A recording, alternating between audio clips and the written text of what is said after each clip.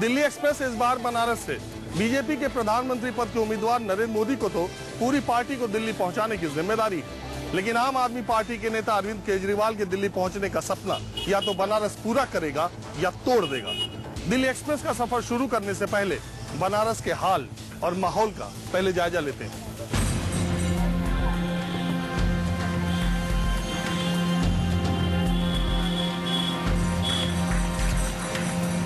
बनारस में चुनाव का रंग जानना हो तो सबसे पहले ये जानना जरूरी है कि मोदी को कौन टक्कर दे रहा है, केजरीवाल या अजय राय। और ये जानने के लिए 3 लाख मुस्लिम वोटर का मिजाज समझना जरूरी है।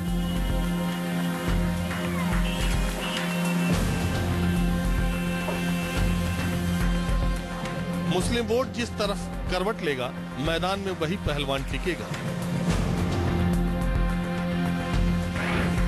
मोदी जीतेगा तो जीतेगा।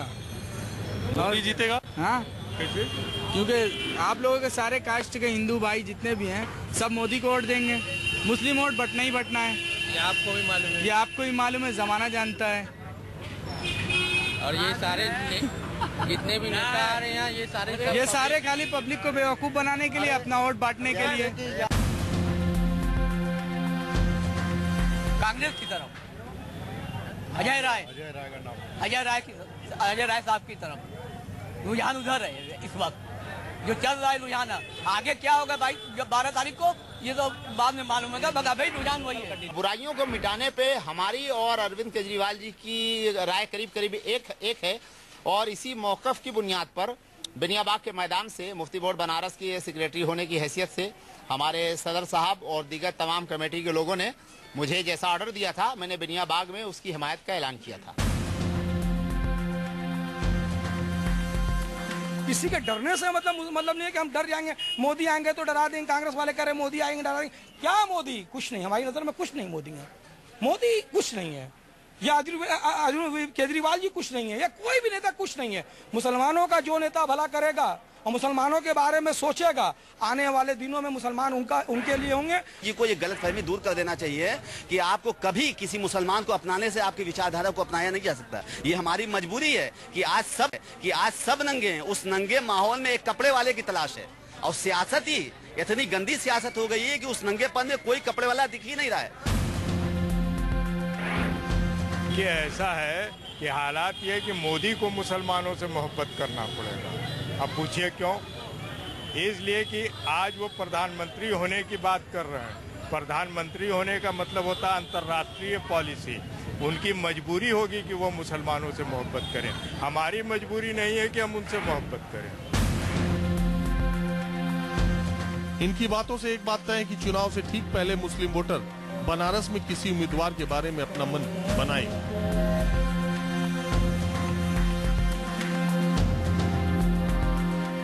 अब यहां से पार्टियों के दफ्तरों की तरफ चले तो पता चला कि अजय राय और बीजेपी आमने सामने है। बनारस के चुनाव में एक से एक दिलचस्प चीजें हैं। आपने देखा भारतीय जनता पार्टी काशी क्षेत्र उत्तर प्रदेश का यहाँ पे दफ्तर है, और इसके ठीक सामने अजय राय जो कांग्रेस से उम्मीदवार है लोकसभा के नरेंद्र मोदी के खिलाफ, उनका केंद्रीय कार्यालय है, सेंट्रल ऑफिस है। तो मतलब भारतीय जनता पार्टी का काशी क्षेत्र का जो कार्यालय है उसके ठीक सामने अजय राय का कांग्रेस का कार्यालय है। कभी अजय राय जब बीजेपी में हुआ करते थे तब इसी भारतीय जनता पार्टी के दफ्तर में आया करते थे। इसके बाद हम अजय राय के दफ्तर गए, जरा माहौल आप भी देखिए। लगा आज तो बढ़िया। आज तो माहौल ऐसा लगा कि पूरी मोदी बेचारा अकूबर दे के हट जाएगा। कांग्रेस चलाया है, कांग्रेस से चलाए। अजय राय तो जीत ही रहे हैं, क्योंकि कांग्रेस का हिस्सा चला, लहर चल रहा है कि लूला लंगड़ा जीत जाए तो अजय राय लूले और लंगड़े जीत सकते हैं। लंगड़े भी जीत जाएंगे। हवा सोनिया गांधी जी का बहुत, दूसरा मनमोहन सिंह का और प्रणब मुखर्जी का। केजरीवाल तो ये लावारिस लड़ रहे, इनका कोई यहाँ अस्तित्व नहीं है। और मुसलमान बड़े चालाक हो गए कि ये जो है तो अल्प मत में है, ये तो कुछ कर नहीं पाएगा, वोट खराब होगा। इससे बढ़िया कांग्रेस काम किया है, कांग्रेस को वोट दो। बनारस में मोदी, केजरीवाल और अजय राय के चुनाव लड़ने के शोर में यूपी की 2 सबसे बड़ी पार्टियों के उम्मीदवारों के नाम ही दब गए। सबसे पहले समाजवादी पार्टी और बीएसपी ने अपने उम्मीदवार मैदान में उतारे। लेकिन चुनाव ने जोर पकड़ा तो इनके रंग फीके पड़ने लगे। लेकिन जो मैदान में है दावा तो उसको करना ही है। आपके बाद नरेंद्र मोदी, आपके बाद केजरीवाल, आपके बाद अजय राय, ये 3 भारी भरकम कैंडिडेट आप लोगों के बाद अनाउंस हुए। आप लोगों को टिकट बहुत पहले मिल गया था। तो कई लोग कह रहे हैं कि अगर इन लोगों को पता चलता कि ये लोग चुनाव मैदान में आए तो शायद कौन कहता है क्या कहता है उस पर नहीं जाना चाहेंगे। समाजवादी पार्टी और भारतीय जनता पार्टी की पूरे उत्तर प्रदेश में लड़ाई है और निश्चित रूप से समाजवादी पार्टी के पूरे प्रदेश के अधिक एमपी जीत के आएंगे। विजय जायसवाल बनारस से बीएसपी उम्मीदवार है। जब से बीएसपी बनी है अभी तक बनारस सीट से खाता नहीं खोल सकी। लेकिन इनका जोश ऐसा कि पार्टी अध्यक्ष मायावती को भी हैरत में डाल दिया। लड़ाई में आप भी रहेंगे? लड़ाई में बसपा यहाँ जीत रही है चुनाव सर। बसपा चुनाव यहाँ जीत रही है।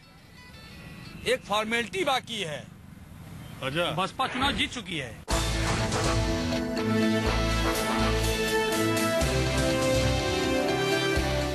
बनारस का मिजाज जानने के बाद हम दिल्ली एक्सप्रेस पहुंचने वाराणसी कैंट रेलवे स्टेशन पहुंचे। तो क्या आप कह रहे थे बीजेपी का क्या? हम लोग तो बीजेपी में हो चुके हैं बनारस में एकदम बस हर हर मोदी। अरे मोदी तो मना करते हैं, हर हर मोदी मत बोलिए। लेकिन फिर भी हम लोग तो काशी में है, हर हर महादेव हर हर मोदी एकदम। उनके अलावा और कुछ भी नहीं। अजय राय बेकार हो चुके हैं। एक्चुअली उनको तो अपनी सीट छोड़ ही देनी चाहिए। वो हम लोग यहाँ के लोकल हैं इसलिए बोल रहे हैं कि अगर वो अपनी इज्जतदारी है तो अपना सीट छोड़ ही दें। आम आदमी पार्टी? आम आदमी पार्टी तो टमाटर खा रही है अभी। आलू मंगाया नहीं तो आलू भी मिलता है उसको साथ में। आप ही लोग तो खिला रहे हैं। नहीं, खिलाना पड़ेगा ना, क्योंकि एक जगह सत्ता मिली ना, सत्ता तो छोड़ दिए ना, क्यों छोड़े? लोकतंत्र में ये तरीका विरोध का थोड़ी हो सकता है। ये तो हम नहीं कहते टमाटर के ऊपर फेंका जाए। हम ये थोड़ी कहते उनके ऊपर टमाटर फेंका जाए, लेकिन पब्लिक में इतना आक्रोश है कि उन्होंने जूता फेंकवाया था कभी इसी आक्रोश के लिए। आज वो टमाटर उनके ऊपर पड़ रहे हैं या जूते भी पड़ रहा है। तो उन्होंने खुद इस शैली को विकसित किया है कि अगर जनता पे आक्रोश है तो वो जूता फेंकती है, जनता में आक्रोश है तो टमाटर फेंकती है। ये जनता का आक्रोश है, वो विरोध करती है। तो ये भी तो जनता का आक्रोश नहीं, ये मोदी के लोग हैं। अब ये गलत क्या है? ये भी एक आक्रोश है।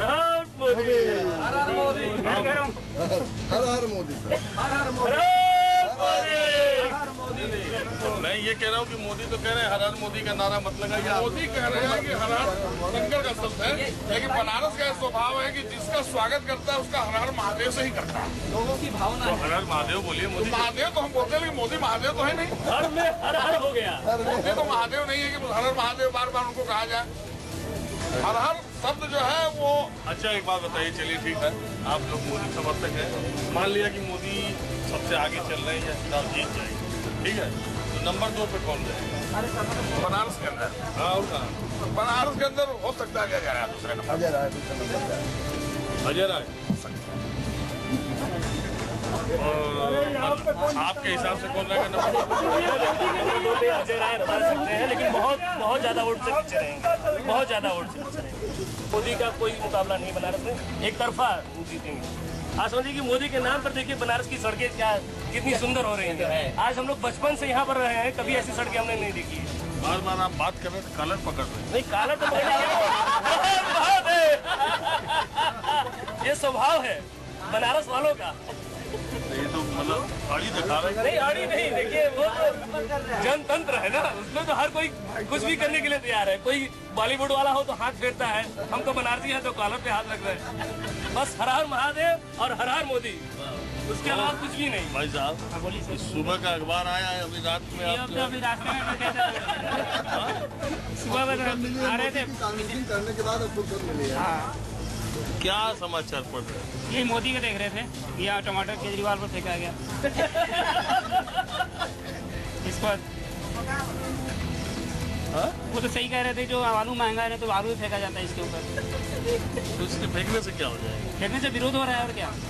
ये दिल्ली नहीं संभाल सके और कहाँ संभालेंगे? विरोध के तो दूसरे तरीके भी हैं। देखिए, टमाटर फेंकना, आलू फेंकना, इसको आप जस्टिफाई नहीं कर सकते, सही तरीका नहीं कर सकते। आपको विरोध करना है, विरोध कीजिए, वोट देना है दीजिए, वोट नहीं देना मत दीजिए। दिल्ली में छोड़ने के बाद केजरीवाल को कोई नहीं जानता, बस मोदी के साथ आने पर वो ये चाहते हैं कि बस मैं हमेशा बना रहूं लाइट में। मीडिया में बना रहूं, ये केजरीवाल का वो है, क्योंकि केजरीवाल को दिल्ली में सब लोग भूल गए। अब वो चाहते हैं कि कोई देश का प्रधानमंत्री बनने वाला है। अभी दिल्ली का नतीजा निकला नहीं। दिल्ली की 7 सीटें हैं बीजेपी को जाएंगी, मोदी को जाएंगी। हम तो दिल्ली से आए थे बनारस, तो क्या लगा आपको माहौल बनारस का? दिल्ली से आए आप तो, दिल्ली तो केजरीवाल का गढ़ है, रहा है। और दिल्ली राज्य सरकार के लिए केजरीवाल का गढ़ है और केंद्र सरकार के लिए तो बीजेपी का भी गढ़ रहा है, किसी समय कांग्रेस का भी गढ़ रहा है। अब कांग्रेस को पूरा मौका दिया गया, लेकिन उसने 15 साल में तो कुछ ऐसा करके दिखाया नहीं। अच्छा एक बात बताइए, और पत्थर रोटी के लिए। अच्छा एक बात बताइए, दिल्ली में जो लोकसभा के चुनाव हुए अभी 10 तारीख को, तो उसमें आपको क्या लगता है कि कैसा रहेगा आम आदमी पार्टी का प्रदर्शन या बीजेपी? इसमें आम आदमी का प्रदर्शन कुछ कमजोर रहेगा, क्योंकि ये केंद्र की इलेक्शन है पूरे देश के लिए। लेकिन विधानसभा के चुनाव होंगे तब उसमें आम आदमी पार्टी ले जाएगी। एक चीज़ है कि किसी भी आम आदमी को भी चाहिए बिजली, पानी, सड़क। और ये जब हम लोग देखते हैं गुजरात का, तो हमें लगता है कि हम लोग सीधे सीधे मोदी जी के साथ जाएं। शुरू आप किए आम आदमी, तो मुझे लगा कहीं केजरीवाल वो तो डुप्लीकेट आम आदमी तो वहाँ पे बहुत झेल रहे हैं, बनारस में ज़्यादा झेल रहे हैं। गलत जगह जब्त हो जाए। सिक्योरिटी डिपॉजिट जो है, ये भी लूज सिक्योरिटी डिपॉजिट, जब इसलिए कि उसके ही लोग मतलब उसको हरवा देंगे। आप पार्टी के जो बेसिकली जो यहाँ के प्रोजेक्ट कर रहे हैं, वही उसको हरवाने के लिए लगे हुए हैं कि अरविंद केजरीवाल का जो है समाप्त। बनारस साहित्य, शिक्षा और संगीत का बहुत बड़ा केंद्र है। आप बनारस से अगर किसी भी ट्रेन में जो दिल्ली मुंबई की तरफ जाती है, तो उसमें साहित्यकार, शिक्षक, प्रोफेसर और कुछ संगीतकार जरूर आपको मिल जाएंगे। हम लोग इस संयोग से एक शहनाई वादक और एक गायक, 2 लोगों से मुलाकात हुई, तो इनसे भी गुफ्तगू करते हैं। आप लोग से सियासत की बात ही नहीं करते। नहीं, देखिए बनारस का नाम लेते हैं तो बनारस की ये छोटी जैस ठुमरी, दादरा, कजरी, चौकी किस तरह से आता है। अगर आप बनारस के कलाकार हैं और अगर आपको ये सब नहीं आता है, तो नहीं कहेंगे बनारस का कलाकार है। तो अभी तलंग चैत का महीना गया है, हम लोग चैत में चैत ही गाते हैं। तो उसमें गए चैत मास बोले ले कोयलिया हो रामा, मोरे रे अंगनवा। चैत मास बोले ले कोयलिया हो रामा, मोरे रे अंगनवा। रोज तू बोले लिख सझिया दोपहरिया, रोज तू बोले लिख सझिया दोपहरिया। आज काहे बोली आधी रतिया हो रामा। वक्त एक ब्रेक का। ब्रेक के बाद दिखाएंगे कि कौन और कैसे यूपी के पूर्वांचल में मोदी को दे रहा है कड़ी टक्कर।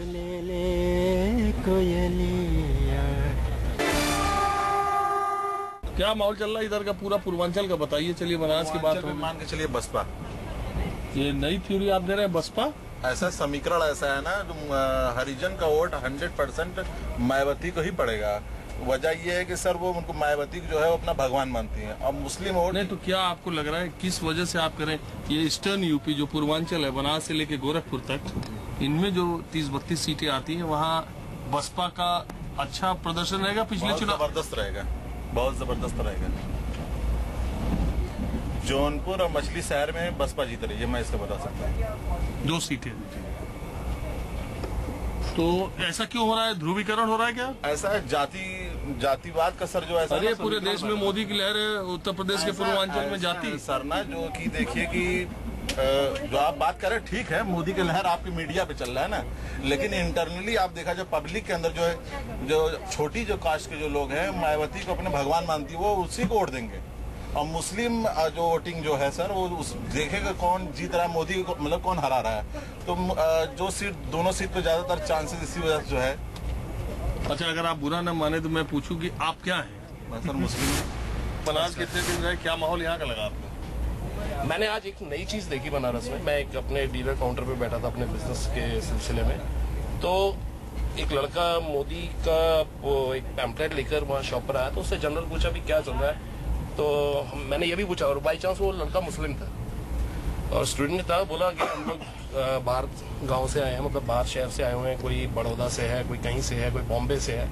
करीब लगभग मोदी के प्रचार के लिए बनारस में मेरे ख्याल से नहीं, जैसा उसने बताया कि 400 से 500 लड़के सिर्फ उनका काम सब अपनी पढ़ाई और ये सब छोड़कर आए हैं सिर्फ मोदी का प्रचार करने के लिए।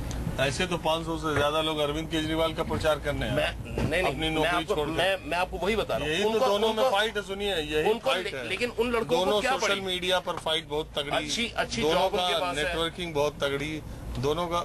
देखिए अरविंद केजरीवाल का तो आप खुद ही देख चुके हैं। नहीं, मैं एक मुद्दे पे एक सिमिलरिटी, लेकिन उनका जो हाल हो रहा है बनारस में, तो वो क्या हुआ आप? अच्छा वो वही मैंने उससे पूछा भाई आप वहां से अपना घर बार छोड़ के यहाँ क्यों पड़े?